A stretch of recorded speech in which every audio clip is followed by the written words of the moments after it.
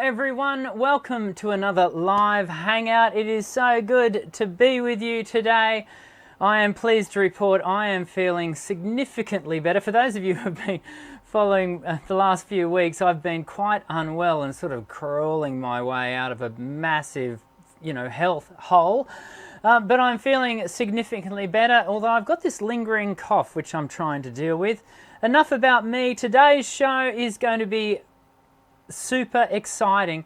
As you know, here every second week I try to get on an internationally respected pedagogue, and today our special guest, I don't think we've ever had a guest whose name is synonymous with essentially a very specific area of pedagogy.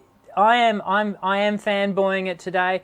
We have got Melissa Cross, who is so well known in the world of distorted vocals. She has a program which I'm sure she's going to tell us about in a moment, called Zen of Scream.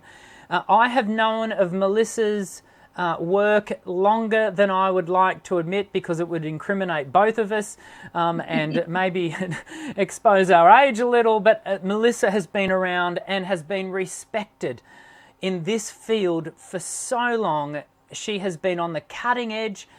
She is a true pioneer in the area of contemporary vocals, and so as a result, being a contemporary vocalist specialist myself, I am really excited, and I have to say very humbled that she's going to be able to join with us. So I hope you're going to settle in, grab yourself a beverage. I've got no housekeeping to do for the show today because I really want to dedicate all the time to Melissa and the things that she's going to teach us today. So settle in, grab your hot beverage, because this is going to be at least 50 minutes of really great stuff. I look forward to seeing you when I introduce Melissa in just a moment. Sound check. Check 1, check 2.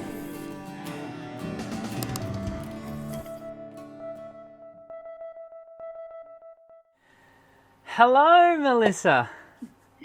No pressure. You are more than up to it. Doctor. I'm so excited. It is so good to have you on the show. We were speaking before the show came on, and look, I really am fanboying it. You are such a highly regarded individual in the area of contemporary vocals. So thank you very much for coming onto the show. Tell us. Thank you. Tell us. You're not where you would normally be in the world today. Where are you right now? Actually, I'm in Texas, and I'm in allergy hell like you are. And I got that damn cough that you have. I just started it. It's a nightmare. So I'm in allergy hell in Texas. We'll both be peaking our audio through the show today without coughing. So everyone, please forgive us from the very beginning. You're normally in New York, are you not? Yes, normally I'm in New York, and so I'm just on sort of half working, half visiting some family, and in Texas. I'll be back in New York on Thursday. Awesome. And I didn't want to miss this, though. I've been dying to do this because I watch your show. So I like your show. It's part of my research. I listen to your show. That's how I know so much. I just stuck it in. Yeah, I am. I don't know what to say to that. I'm very humbled. We're both fellow geeks. We are fellow geeks, and I'm just got up on the screen here. So I'm getting all tongue tied because I'm all. This is your website, melissacross.com. It's very funky. I love the colors. And everyone, I've put some links in the description section below of today's show. You can go and check out Melissa's stuff. And not only if you're into distorted vocals in the heavier vocal genres, but certainly if that is your bag, then Melissa is your girl. We could coin that. If heavy vocals are your bag, Melissa is your girl. So go and check out her stuff. And also, Melissa, tell us about, this is, who's that? That's the classes. That's the classes. That's the Tell yeah. us, I'm tell us doing about these. okay. So I've decided I do kind of what you do, except I'm doing it in Zoom. Right now, I have people from all around the world come to group classes, and we did the first class. It ended about a month ago. It was super fantastic. So there's a singing class, and there's a speaking class, Oh, and there's a screaming class. Now, all of these are interrelated. Like it all starts with speaking, and then it goes into singing, but it's all basically the same basic concept of resonant voice type thing. So, people think that they're going to come to me and learn straight off the bat how to scream, but that's not how it goes. You have to learn how to operate your voice. For everything, it's not just about screaming. Because I don't scream and then make you imitate me. yeah. I teach you how to do flow phonation and breathing and placement. And that placement is the same placement, the same technique for any good voice production. Absolutely. So, it doesn't change for screaming, but screaming is sort of an advanced function Yes. of it's not road rage. It's like that road rage, trash your room kind of phonation is not sustainable on a No. tour. Yeah. It's not. You can't do it. No. So it's all about being aware of the functions involved in screaming and being able to control those functions by understanding the breathing and the placement.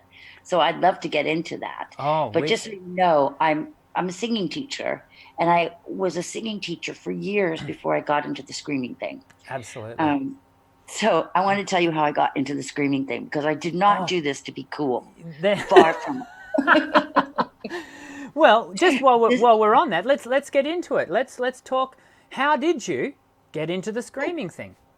Okay, so what happened was I went to college with a guy that was recording underground metal bands in his basement. And he called me up and said, "Will you please help me get these kids through a recording session, because I can't get them through to the end. They're just coughing blood. Now, you're a voice teacher. You can do something. Maybe there's an exercise or something." So I said, "Okay, bring the guy in." And so the guy came in and did this thing that I was like, "Oh my God." But I didn't take no for, I mean, I said, "Okay, I'll figure it out." So I said, "Let me have a week." And I figured out how to make that sound without hurting myself. So I listened to the sound. I imitated the sound, not going past the boundaries of good vocal production. Mm-hmm. And I found out some things, but I needed to clarify it. So I went to the doctor's office. I did a laryngoscopy, or the doctor did it. We looked at the screen. We researched what was going on. And I figured out how to do this without hurting yourself. And the first thing you have to do is not do road rage. You cannot do this with an angry attitude. You have to look angry, but you can't actually be angry. Yeah. That comes from the heart, not from the voice. So it kind of landed in my lap. But I want to say this. When I was 13 years old, and I'm going to date myself, Janis Joplin was my idol. Wow. I wanted to be Janis, and I spent my entire recording career trying to do that sound. I tried everything: crackers, mayonnaise, smoking, Southern Comfort whiskey, you name it. I tried everything to get that sound. And I finally figured it out, but didn't figure it out as well as when I started to teach it, because then I was responsible for somebody else. Mm. But when I was in a punk band the first time around in the 70s, I got injured by screaming the wrong way. Mm-hmm. Funnily enough, I went into speech therapy, because when you get a vocal injury, usually the doctor or the ENT or the OTL will send you to speech therapy. That's part of like the protocol. So in speech therapy, check this out. In speech therapy, when I was learning resonant speaking voice, I became aware of the same feeling that I got in my classical art songs. Like I felt the resonance on the vowel E that felt like I was singing classical music, but I was speaking. So E, not E, but E, right? So I went, oh, because what I was doing at CBGB's was I was screaming my guts out. I was imitating the sound and doing the imitation road rage version. And that's how I got hurt.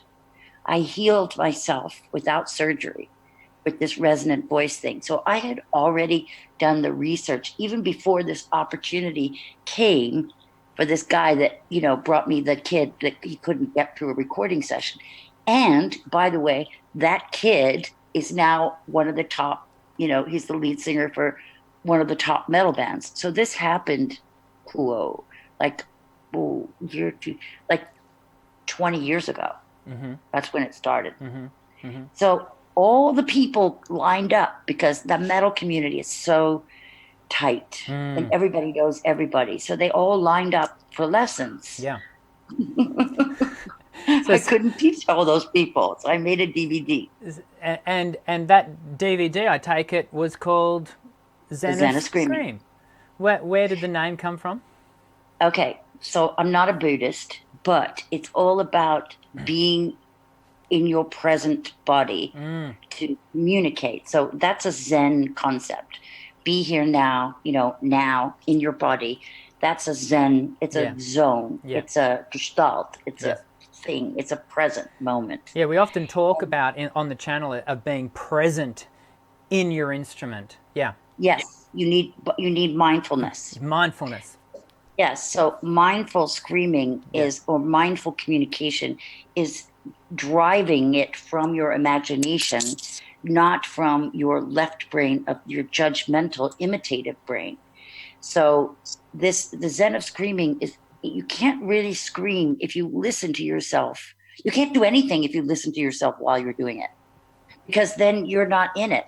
And what's really profound is that I discovered by teaching different mechanics of screaming, because I've isolated 4 different mechanics of screaming. And in teaching the one that I prefer as the basic go-to, I found out that when people start listening to their voice, the diaphragm stops working and everything falls apart. So as soon as they start listening, the whole scream falls apart because they lose the presence of mind. Isn't it's that amazing. Interesting? So that's what got me into the neuroscience stuff. And then I realized, we need to teach with the imagination. We need to get this science into a place where it becomes like a breath in is like a wave and an outgoing sound is another wave. It needs to live in a communicative form. Otherwise, it can't be authentic. If you figure out where your tongue is, I need to sound like a mouse. I need to sound like a rat. Whatever.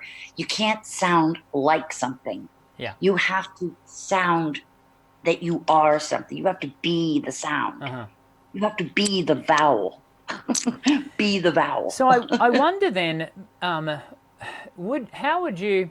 So I'm thinking about, so the development of technique per se, is that then a passageway or a rite of passage that one must go through to then come out the other end and have this opportunity to embody a muscle memory that is developed while you're thinking about it? Am I making sense? Yeah, I think that what happened is that all the teachers, and I studied with many teachers for 15 or 16 years. And when I went to these teachers, I would listen to them and make my voice try to sound like their voice. And nothing would stick. I would end up not really knowing what I was supposed to be thinking about because I wasn't in the presence of the teacher. So I was on stage with my own voice and I did not have a place for my focus to go until I realized that, for instance, the physical experience of making a sound where you go, yee, like that when you use the vowel E and you feel yee, and that registration, that buzzes in my face. It buzzes again. I could feel it. Yeah. And that's the only vowel that you would feel it. But what my throat does, what my larynx does, what my vocal folds do when I go yee, like a cowboy at a country western dance, when I do that, that is the perfect sort of baseline understanding of all voice, because that is the most open position, that E vowel, that E resonance. So if you can reinforce that experience and as a recallable event, and you can pretend that you feel that you, even though you're doing other vowels, well, that makes it, has a lot of different functions. Yeah. Number one, it gives you a resonant voice, a resonant speaking voice, and a resonant singing voice. So you don't have to like put anything anywhere. You just recall that experience and it kind of works. It also causes a dynamic registration where you can move through your registers from the lower part of your range to the upper part of your range without those breaks. It's also a place where you can focus pitch, what Bernard calls audiating, where you hear a pitch and you aim it in that same place that you feel, right? So instead of just reaching for odd, up there, like there's a lot of spatial reasoning that people have when they sing. They think of high notes. There's no notes on the ceiling. You've never seen any notes on the ceiling, but the word high in the imagination says reach for it, right? Yeah. So what do people do? They go, they lift the larynx, and that's exactly what you don't want to do to make the note, right? Yes. You need to make more space. So when you go, that's exactly what you do. You make more space. So it's kind of like an interesting way of kind of wearing a uniform, or wearing a baseline understanding of your voice for speaking or for everything, so that it's resonant. And I put a pencil in people's teeth. That's why you see a pencil. Yeah, so we've got our thumbnail for today's video actually is a great shot of you with the pencil. I tend to use a finger, but tell us about the pencil. Well, if you use your fingers, right, and you can even put your hands here, and you make this sound like yee, like you're like that cowboy country western like yeehaw thing. Like actually, you could call it falsetto, but I don't call it falsetto because I could bring this down into a much lower note, and it's not falsetto anymore because so I can go yee. That's the same as yee. So that actually registers in a slower frequency. And see, there's no high notes, it's just faster vibration. So a higher note is a faster vibration of the vocal folds. So the idea of like up there is not a good idea for a high note. Is not a good idea. You need to feel like the notes are horizontal, like the high ones are there, or however way you want to look at it, but it needs to go this way, not up and down. So this is a kind of remapping that I like to do, so that people don't have that spatial reasoning. There's only like a few things that I would like to say that a person who's performing needs to think about, because thinking is exactly the thing that gets you into trouble on stage. Because if you're thinking, you're usually doing that left brain, 2 + 2 = 4. What do I do with my tongue? What did my teacher say about my rib cage? That kind of thing does not involve the diaphragm. The diaphragm will freeze. If you ever, like, for instance, if you like forget somebody's name and you go, oh, wait, what was your name? You stop breathing. You stop breathing to go, and that's what happens with the diaphragm. When you have a thought that's, what do I sound like? Why am I doing this? What do I look like? Am I screwing this up? What is my tongue doing? You are in a place where your breathing is not present. It's stopped. So when the signal stops, that affects everything. So it's very interesting. That is a fascinating thought, and it would be a fascinating thing to do more reading about what where the diaphragm is autonomically being driven, well, they know that bit, but how that left-right brain engagement is then affecting the motion of the diaphragm. Yeah, interesting. It's interesting. I found this because I teach something that I made up this word in 2004, and it's called fry screaming. And it's based on the same mechanic of fry phonation. Yeah. In voice science, you have that, that's what's vocal fry. Yeah. Fry screaming is that kind of chaotic, aperiodic vibration. So my vocal folds, when I sing, they make cycles per second when I'm singing a note. So if I'm singing A, the note A, my vocal folds are doing this 440 times per second. An octave lower, it's 220, an octave higher, 880, and so on and so forth, right? Okay, so if I'm making, they're not making a wave. My vocal folds are like farting. They're like this. And that's very low sounding because it's very slow. But if I do,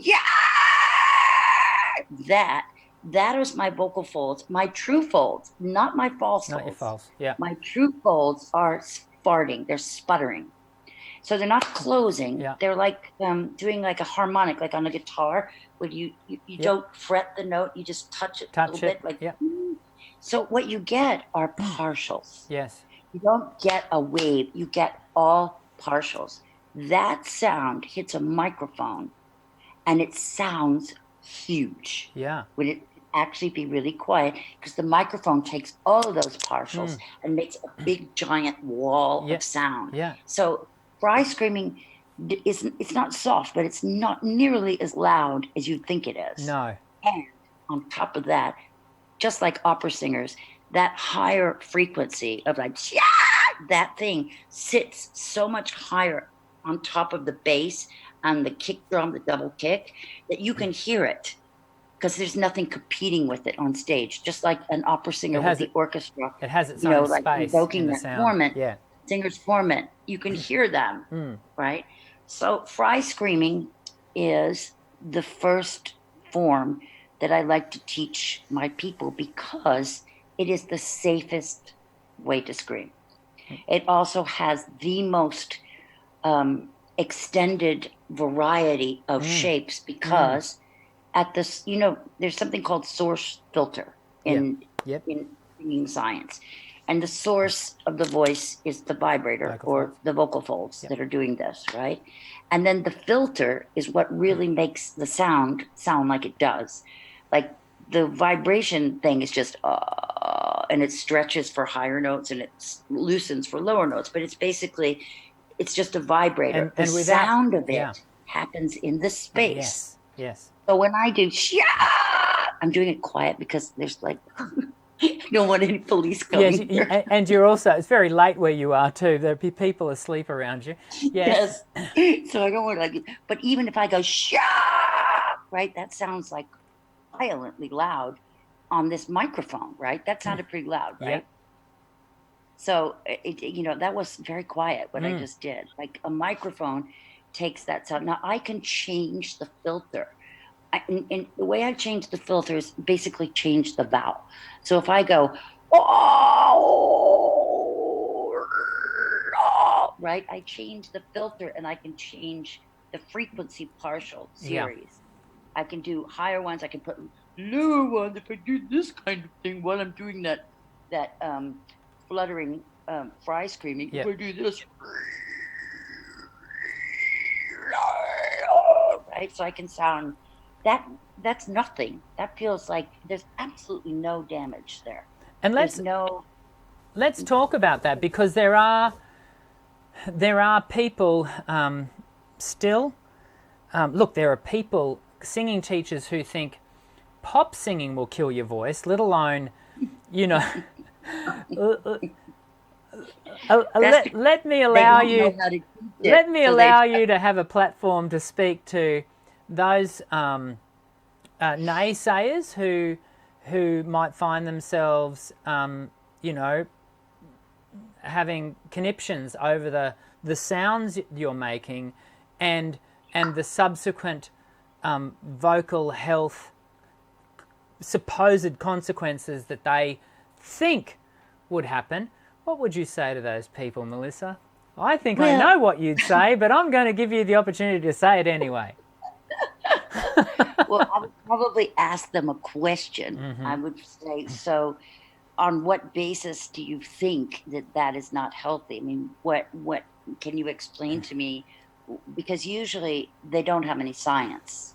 They don't have the ability to explain it. They just don't like the sound of it. Yes. They don't understand the sound of it. They're not literate in the genre, and they don't want to lose the business. So, I would probably not say, get a life, but I will say this. For sopranos who are wanting to compete in the classical world, and I mean, that is a very difficult world because there are far more pop singers and far more, like the music business is 20 billion, right? But the, musical theater and classical music business is, less than 500 million. Yeah. So, if you do the math, there's a lot more people that need to learn how to sing contemporary music than classical music. There's a lot more classical teachers because universities only usually train classical teachers. That's changing. It is. But the kind of classical stuff that's been, passed down, there's a lot of teachers that are still saying the same things that were said in the 1800s. Yeah. Truly. And so they're, bouncing epigastrum, suck in your diaphragm. I mean, all this crap, is we have such diagnostic tools now to figure out what's going on that if you're not up on that, I'm not saying that you can't teach voice if you don't know science, but to naysay somebody, on the basis of you think it's not healthy, that's just, I don't know, it just seems opinionated and silly. And probably there's an ulterior motive going on in there. It really behoves it really behoves us as singing teachers now, doesn't it, to make ourselves aware and engage in the research that is just mounting up. Like it's not slowing up. As more people do more research, we find different things and we develop new understandings, and I guess, and you and I talked about this before the show started. It's one of the reasons why I started this channel, is because I did want to expose people to I'm going to say better understandings of the voice, because there is just so much stuff online that is still founded on some misinformation that Absolutely. Whole methods are built upon, but yet the foundation is known now to be incorrect. And what are your thoughts on that, and where we're kind of going as researchers and as pedagogues, as singing teachers? Okay, so here is I have a pet peeve that's going on within the voice community. And I'm not, what's happening is that the voice research community, older people that really started their training and their research in classical music from universities, right? Yeah. So they come with this kind of mindset of the way that things are, and then contemporary music comes in and they try to compare classical music and contemporary music, and they're apples and oranges. So they try to use the apple template to teach the orange thing, and it's wrong. Preach it, Melissa. Yeah. What? I said, preach it, Melissa. Okay, so this is what is my pet peeve, right? A voice is a voice, right? The key to a good phonation is dynamic registration. This is a word that Venard created in the 50s, where he talks about the balancing of vocal registers. So that basically, in layman's language, you get rid of the breaks. So you have like those passagios that aren't like cumbersome, where I don't know, your students probably know this because you talk about this a lot. So this is the nemesis of all singing, is register breaks. If there were no register breaks, we would have no job, Dr. Dan. We would have no job. I so think this is what keeps us in business. Okay. So they don't. So what they are doing, though, is they listen to pop music and they say, okay, so they're like yelling, right? They're not doing any resonant stuff. They're just like glamming on. The scientific word here is they are glamming onto the second harmonic, which is not true. But they have warm-ups where they're teaching nay, nay, nay, nay, nay, nay, like this, like really squeezed kind of thing, which is not, no, that's not pop music. And that would be like saying classical music is all about vibrato. Classical music is about a lot more than vibrato, but they say, contemporary music is not using any resonance. It's using all, yeah, yeah, yeah, yeah, yeah, yeah. So they have this, yeah, yeah, yeah, this like squeezed thing. It is ruining singers, ruining them. So that's why you get the Broadway rock musical, which sounds nothing like the radio. Nothing. Like what happens on the radio, and actually we call it like satellite radio now, because the thing is that terrestrial radio still exists, but nobody listens to it. But it still makes a ton of money. What does the world come to when we have to start calling things terrestrial radio and satellite? Anyway, keep going. Terrestrial radio I interject. It's funny, but all the royalties are being, the bulk of royalties of songwriters and performers are being paid on a system that very few people listen to, except truck drivers in their cars. Like usually people are into Spotify or satellite radio or something like that. Yes. But what I'm saying is that the music on that stuff, it doesn't sound the same as Broadway. Yeah. It doesn't, because it's not about singing it anymore. It's about feeling it. Mm-hmm. The authenticity level, the expectation of a young person's wanting to hear is so reality driven. It is so like, it's sort of like, we see it with Facebook, true TV, reality TV. They don't want any artifice whatsoever. So if there's any kind of like, listen to me sing going on, it's like, meh, sounds jaded.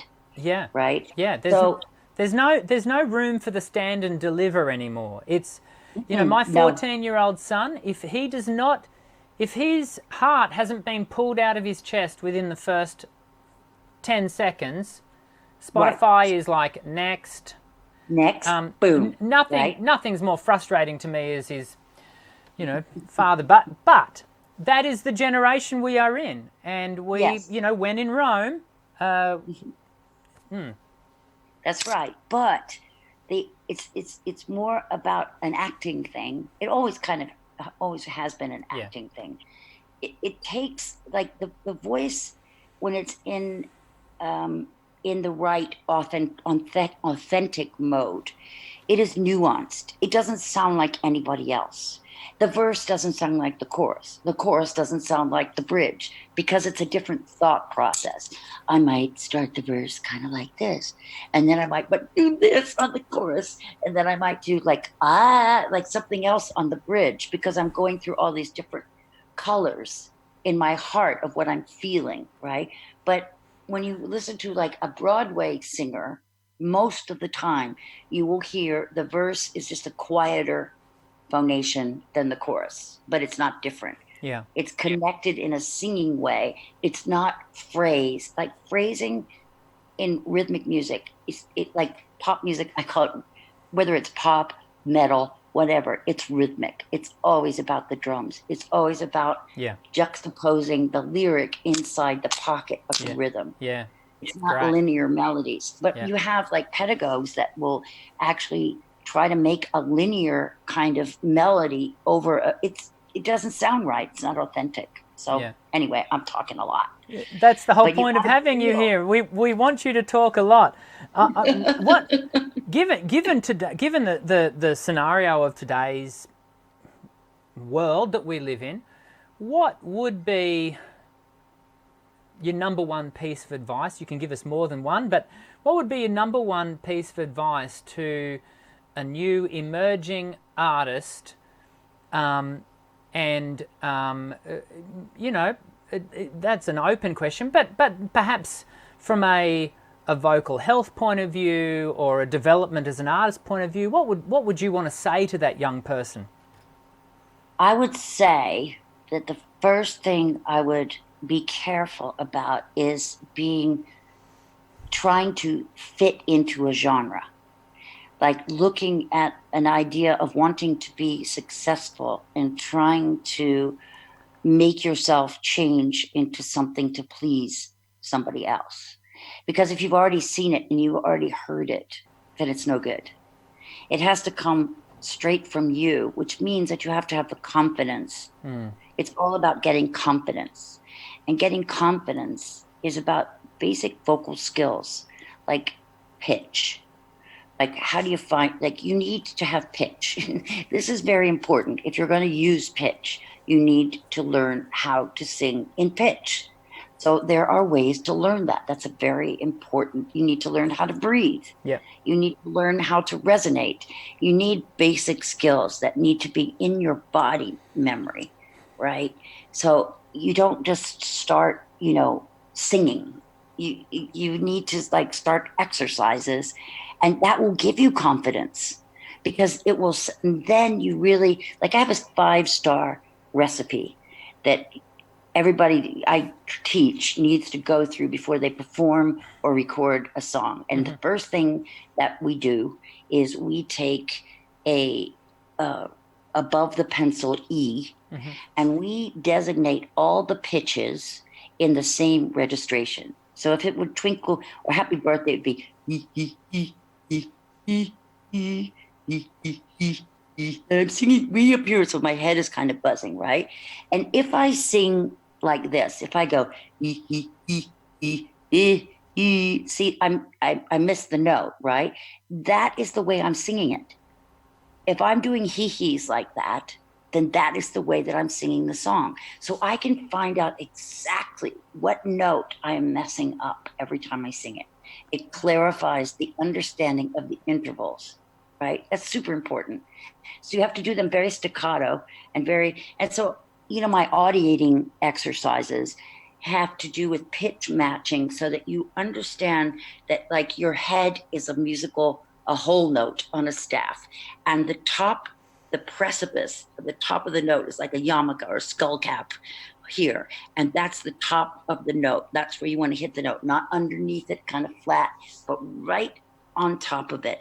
And you feel it. You feel this sort of body mapping that relates to pitch. So that keeps you in the same register when you're understanding pitch. Now, when you understand pitch in that register, that doesn't mean you sing it in that register. You just know the vocab, right? So once you get like the hee-hees, then you know the song, then you go to ya-yas. You open and close your jaw, so your jaw's not tight. Ya, ya, ya, ya, ya, but you try to use the specificity that you used for the above the pencil hee-hees, the notes, right? And then you chant. That's the third one, is that you chant. So you get this, my name is Melissa, and today is, I forgot what day it is, because it's late. It's Sunday. For you. In America, it's Sunday. It's Sunday. So you get this kind of thing, because singing and chanting are very similar. My name is Melissa, but if I just add notes, then I am doing the same, like, I don't have any like speed bumps in it. Right? So I can generalize like this flowy thing, right? So, but the last part, the last exercise, you have to go to the mirror and you have to say the words to yourself in the mirror. And if you don't believe yourself, you suck. You suck, right? If you go, happy birthday to you, happy birthday to you, happy birthday, dear Melissa, happy birthday to you, that's not being in it. But I would go, if I were to go to the mirror and go, happy birthday to you, happy birthday to you. Happy birthday, right? Then I believe you. I can go into that place of believing, and that is what I have to carry on stage. If I don't have that, it's not going to win. It won't jump off the CD either. So look, a word that actually cops a bit of a beating amongst sort of some groups that I observe from a distance, is the word placement. But it would be the word that I would use to describe what you're doing, especially with the pencil and the It's deciding placement. where you're placing the That's voice. placement. And the reason the word placement cops such a beating is because it's a very metaphorical term, right? It's you are using a metaphor to sort of position it, but I personally still use the word placement because I think, just like you, there is such value in being aware, being in the instrument, to be cognizant on a kinesthetic level of where you are feeling those sounds. You can't. I think you can run into trouble if that is all you are doing. You can't rely on that as being the be all and end all. It's not the silver bullet, but like you, it's I start there as well. Well, you see, like I said, this is what I try to tell people: what they're on a diet of what they're allowed to entertain on stage. And the first thing is, I have light coming out of my face. Now, this is a thought that comes in a split second and goes out. You don't perseverate on any thought because the mind goes a million places on stage. I think about the laundry. I think about that cute guy over there. I think about, oh, here comes that, like a million things. So I can think in terms of technical stuff. I'm allowed to think of light coming out of my face, and I just say, I don't wait for the feeling. I say, there's light coming out of my face. As I sing this vowel, it's coming out of my eyes. And then it quickly flips to like some other thought. The other thought that it might go to, especially if I have a cold, for instance, I would probably just pay attention to make sure that my rib cage was like aloft, because when I have a cold, I'm tired and everything's kind of like this. So if the rib cage is aloft, then you have a rib reserve that you're not going to use all your air. So it's a posture. But that's a brief thought. So it's above the pencil. Also, you're allowed to hear the note. Audiating is hearing it before you get there. So instead of saying, here comes that high note, oh, whoops, I missed it. You hear the note and you go there in a split second, right? Yeah. That's called audiating, Yeah. right? So the other thing is I draw the vowels. I paint with sound. So an O, say the chorus starts with a vowel, hey, so it's A. So I take an A and I paint like this A, A, right? I draw, right, with colors and things. It keeps it so interesting. So, sometimes I might be inside the emotion, but sometimes I'm just in the color of the vowel. So painting sound is like a way that I'm inside of it. I say this with sincerity. I am humbled to hear you using so many descriptive terms and expressions that I use in my studio. And you see, that's why I like you. That's why I listen to your show. Yeah, you're a champion.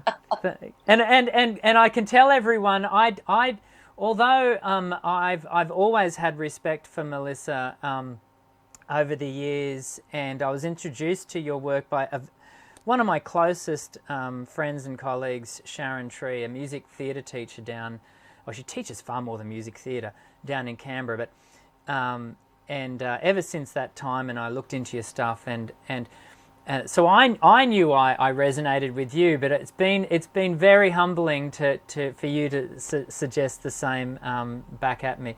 I do want to. You've got one question. I always ask my guests if there are things that they want to talk about and get them to list them. And I want to, just because we need to finish, I am disappointed. We need to finish up in a moment, because I will have a student knock on the door in 15 minutes. Wow. Okay.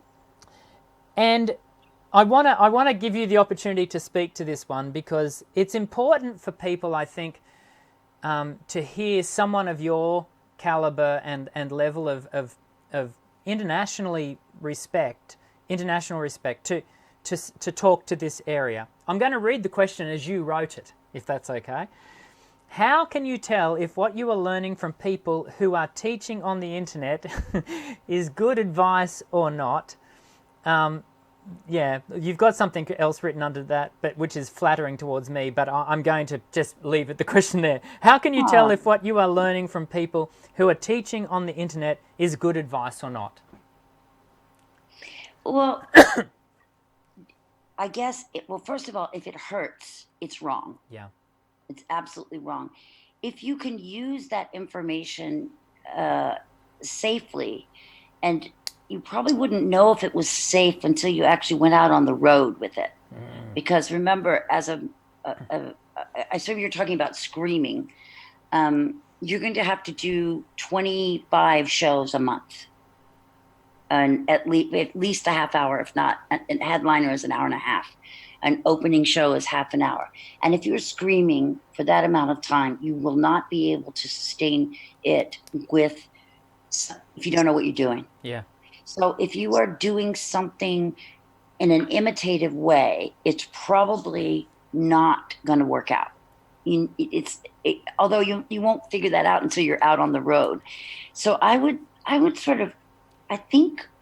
ask if, here's the problem, right? There is one person that teaches it that makes up the science, and it's not even right. I'm not going to mention any names. No, we won't. But this person has like this whole like explanation of what the vocal folds are doing, and it's dead wrong. It's wrong. So there are people that are, I'm not saying that I'm like the greatest, but I did the work. I did the research. I'm not saying I'm better, but I'm saying that ask somebody, where did you get your research? Where did you learn this? Yeah. And show me, because I'm just so angry about this. It makes me crazy, because when people say things that are dead wrong and people believe them, but I guess it's not my problem. But anyway, if it hurts, it's wrong. I think you should come to my class, because I promise you, I will teach you the science so that you'll know how you will get hurt. And another way to say that you'll teach people the science is, and this is, I think, a good litmus test for whenever you come into contact with anything online, is it only that person's voice? Not I'm talking them giving description. I'm just talking, who are they referencing? Who else is speaking in and around them? Or when I say speaking, what other levels of research are they directing you to? No one individual has all the answers. But sometimes these online gurus set it up so that they are the singular point of information. And that, for me, is the telltale. If that's, I agree. Yeah, if that is the only point at which the information is being disseminated through that singular filter, that to me tends to be, a bit of a telltale. Even before you have to take it out on the road, because as you would know, Melissa, by the time you're taking it out on the road, it's kind of too late. If you're touring and you've set your voice up to operate in a particular way, it can really hurt. You can be in a. And what's really bad is that, unfortunately, it's that first major tour that cancels the thing. Like the band Soundgarden, which was the late Chris Cornell, his band. He had like a classic record called The Super Unknown, and that tour was canceled halfway through. It was the biggest record of his entire career, and it was canceled because he didn't learn how to do it right. Now, granted, he got back because he's so talented. He figured it out, but that could be like a game changer. If you lose your stuff right when you're about to break, it could be devastating. Yeah. Like you really need to like work it. And Melissa, I think you would agree with this, without seeking to be presumptuous. Prevention is better than cure. You know, Oh, yes. I say to my emerging artists, get it right before your train leaves the station, because once that train has, you know, up a head of steam, it is very difficult to it's not impossible, but it is very difficult to change your technique mid-step, because your audience is already locked on to a very particular type of sound.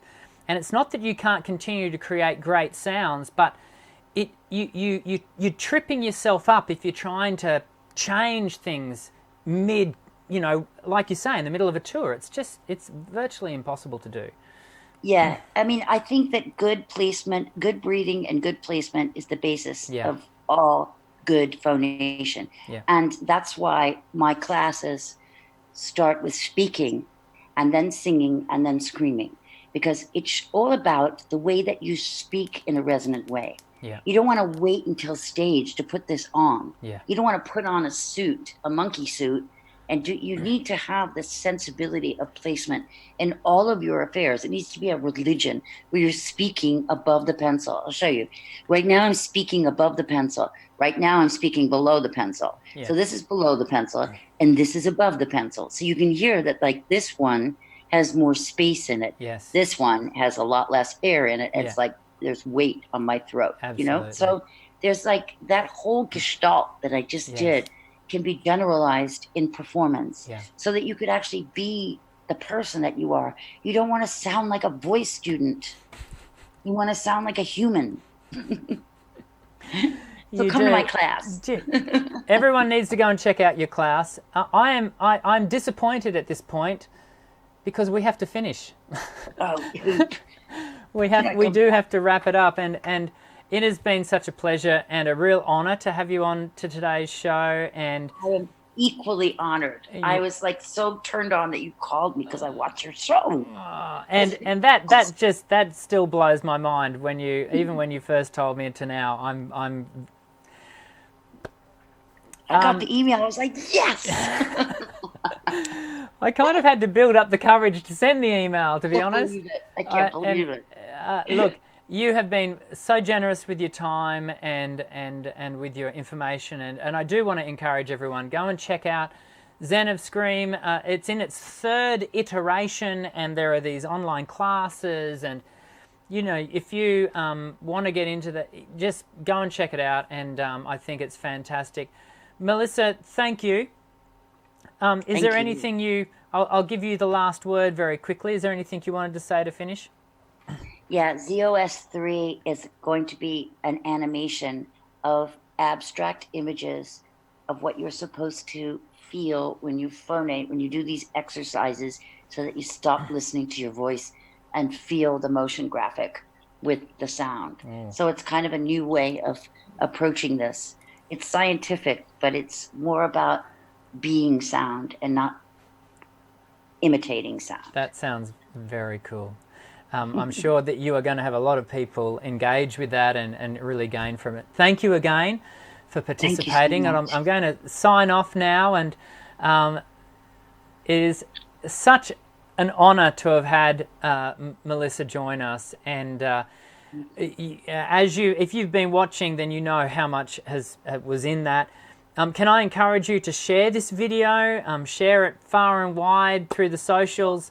Let people know about it, because Melissa has just been so generous with her time and her experience into today's show, and it has been a real honor. Make sure you also hit the thumbs up button. We do these live hangouts every Monday, Australian Eastern Standard Time at 2 p.m.